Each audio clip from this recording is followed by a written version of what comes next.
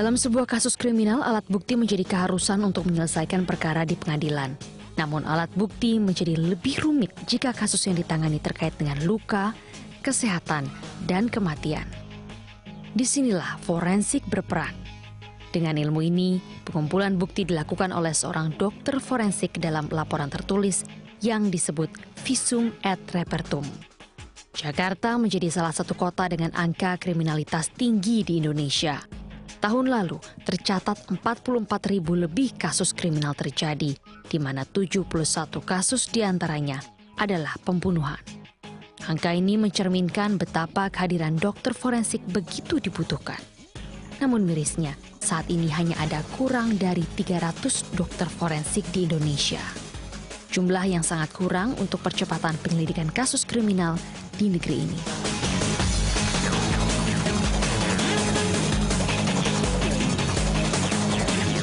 Bu, kalau kita mundur ke pertama kali Ibu akhirnya mengambil spesialis forensik, ingat nggak Bu kasus pertamanya saat itu apa? Di itu pembunuhan di dekat kantor di daerah Manyaran di Semarang. Jadi saya belum ngambil spesialis forensik, tapi karena saya ditugaskan jadi dokter Poltabes Semarang, terus saya diajak ke Satreskrim ke TKP pembunuhan.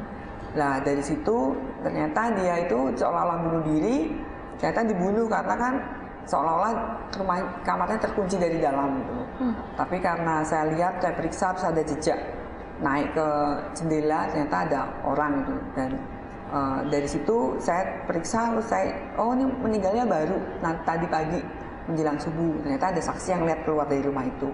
Nah itu terungkap, saya senang, terus beliau bilang polisi butuh dokter forensik karena belum ada waktu itu, cewek belum ada, hanya senior saya itu dokter Slamet Purnomo dan 2 orang lagi. Akhirnya saya ngambil spesialis forensik. Nah, ketika akhirnya mengambil spesialis forensik, melakukan bedah pertama terhadap jenazah, itu bagaimana Bu saat itu?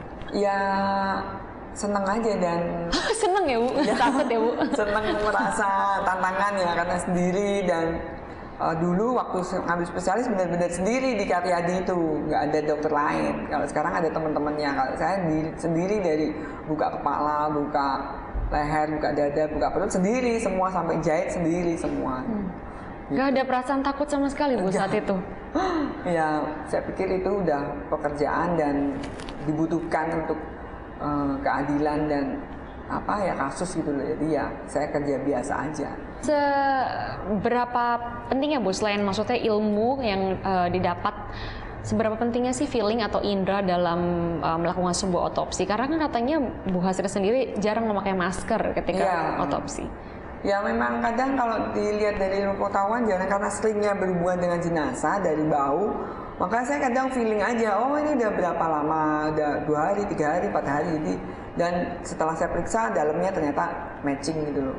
Memang meninggalnya mungkin baru 2 hari, 3 hari, 4 hari, ini dari bau kadang itu ya memang tidak ilmiah sih, tapi karena biasa. Dan saya kadang oh ini mesti dia miras dulu atau minum sesuatu dulu karena beda dari kepekatan darahnya, baunya seperti itu. Itu kadang udah insting jalan gitu. Maka cepet-cepetan saya mesti bilang penyidik ini kayaknya ada sesuatu. Mungkin dia miras atau minum obat seperti itu. Nggak ada mual gitu Bu ketika mencium bau-bauan itu. Jadi dari awal sudah diberikan kekebalan begitu ya Bu ya. Tapi Ibu kan dulu awalnya ini jadi dokter dulu ya Bu, baru kemudian bergabung dengan kepolisian. Nah saat itu kenapa memutuskan untuk bergabung dengan kepolisian? Waktu itu memang lulus dokter, terus kita kan ada pilihan mau spesialis, mau jadi PNS atau mau PTT. Terus saya mikir, tantangan juga nih masuk ke kepolisian karena bekerja di kepolisian itu sesuatu yang baru, makanya kan ada tantangan di situ. Di teman-teman saya di angkatan kedokteran nggak ada yang mau gitu loh, makanya saya masuk aja. Tantangan apa yang saat itu Ibu bayangkan?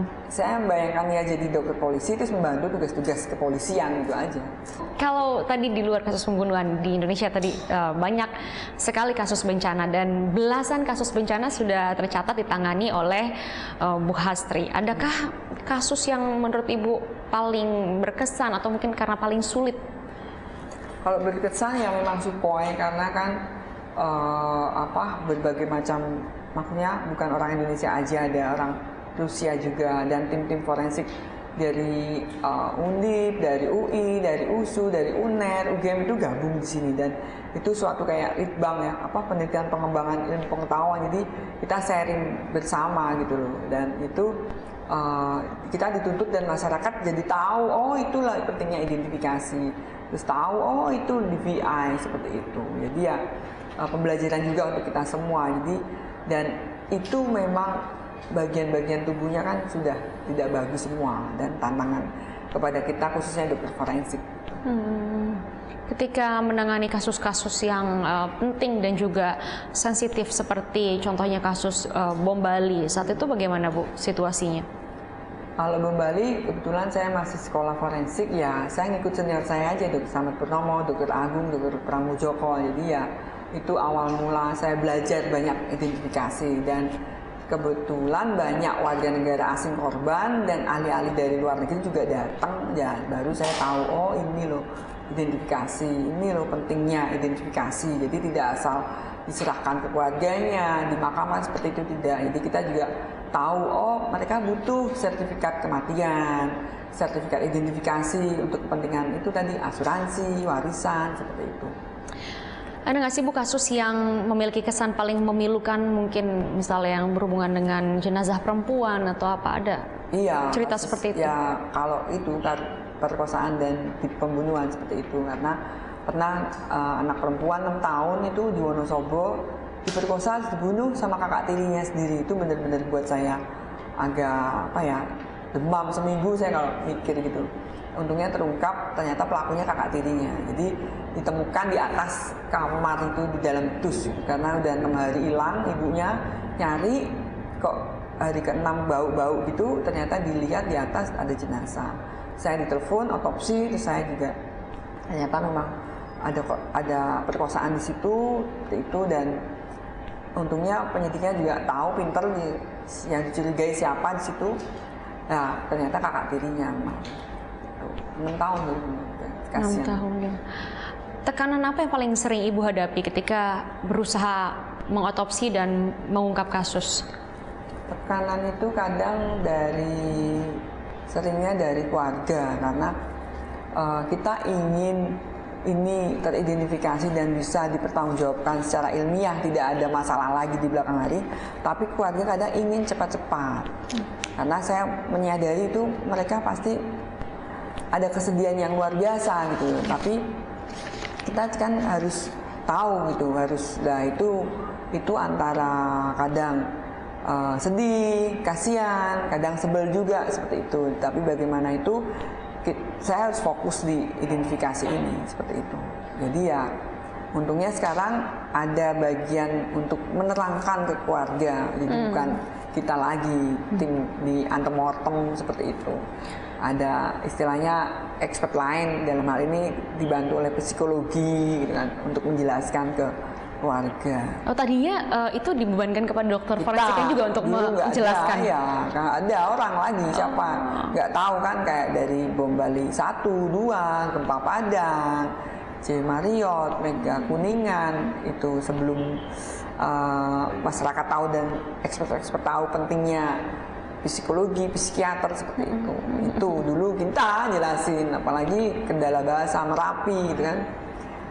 Bahasa kadang kendala, mereka sedih, marah-marah, lah udah seperti itu. Aduh, jadi tantangannya banyak ya Bu ya. Nah, pernah nggak Bu? Ini kan profesinya sangat unik gitu ya. Pernah nggak dianggap aneh atau mungkin dianggap gila oleh orang-orang sekitar? Sering. Mungkin di luar kepolisian yang tidak begitu mengerti profesi ini.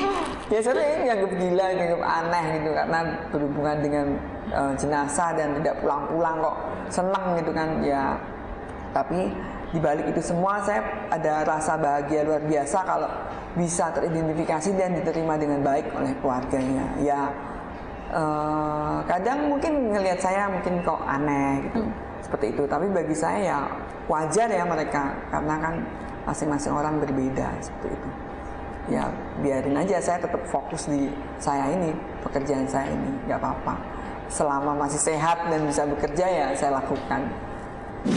Dari Batak, Dayak, Jawa ternyata ada kekerabatan. ada persamaan.